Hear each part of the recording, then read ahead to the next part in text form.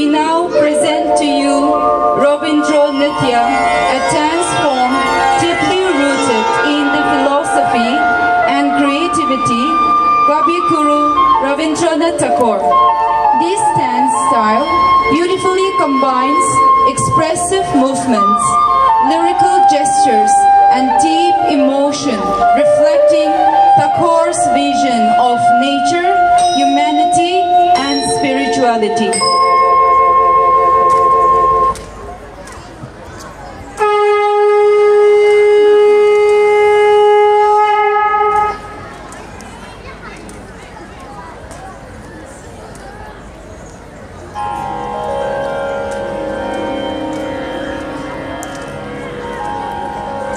অন্তর মম বিকশিত করো, অন্তরতর হে, নির্মল করো, উজ্জ্বল করো, সুন্দর করো হে, জাগ্রত করো, উদ্যত করো, নির্ভয় করো হে, মঙ্গল করো, নিরলস নিঃসংশয় করো হে।